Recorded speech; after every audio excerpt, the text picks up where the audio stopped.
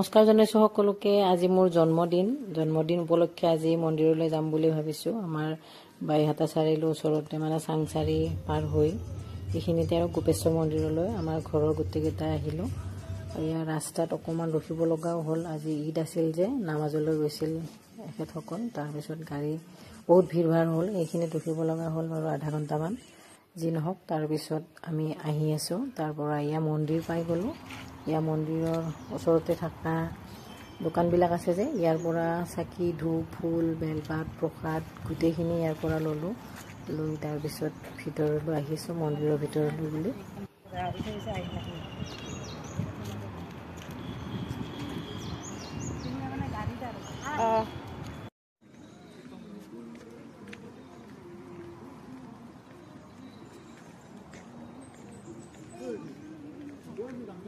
এয়া মন্দিৰ শিৱ মন্দিৰ হয়। মন্দিৰটোত যে মই বিয়া নহওঁতেই আহিছিলোঁ। বহুত দিন মানে আহিম বুলি আহিব পৰা নাই। আজি ভাবিলোঁ জন্মদিন উপলক্ষে মই এবাৰ আহোঁ। তাৰপিছত এয়া পাই গ'লোঁ মন্দিৰ। এইফালে মন্দিৰৰ ভিতৰত সোমাম।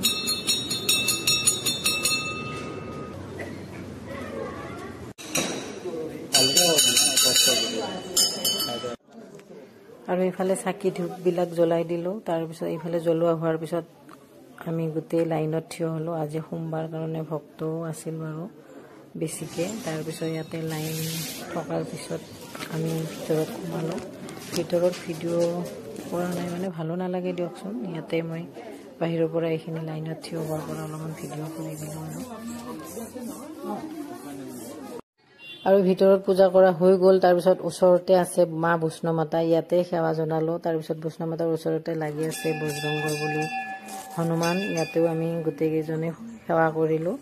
তাৰপিছত ইয়াতে প্ৰসাদ দিয়ে, প্ৰসাদ অকণ লৈ আমি আহিলোঁ বাহিৰলৈ। মানে ইয়াতে ভোগ খুৱাই, বেছি দেৰি হ'ব কাৰণে আমি বেছি টাইম নাথাকিলোঁ আৰু। তাৰপিছত আমাৰ লগত গৈছিলে, আমাৰ বাহঁতো আহিছিলে আৰু মোক এয়া বাৰ্থডে গিফ্ট দিছে, ফুলৰ পুলি। বহুত বেছি ভাল পাওঁ যে ফুলৰ পুলি, ময়ো অৱশ্যে ভালেই পাইছোঁ, মই ফুল বহুত ভাল পাওঁ যে।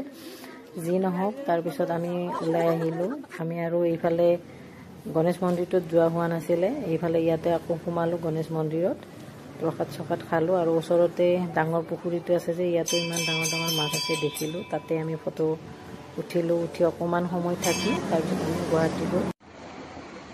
আৰু একেবাৰে শেষত ঘৰ পালোঁ আহি। গধূলি কেক কটা পৰ্ব। এতিয়া কেক কাটিলোঁ। এনেধৰণে মই আজি বাৰ্থডেটো পালন কৰিলোঁ আৰু ভিডিঅ'টো ইমানতে সামৰণি মাৰিলোঁ। Bye bye.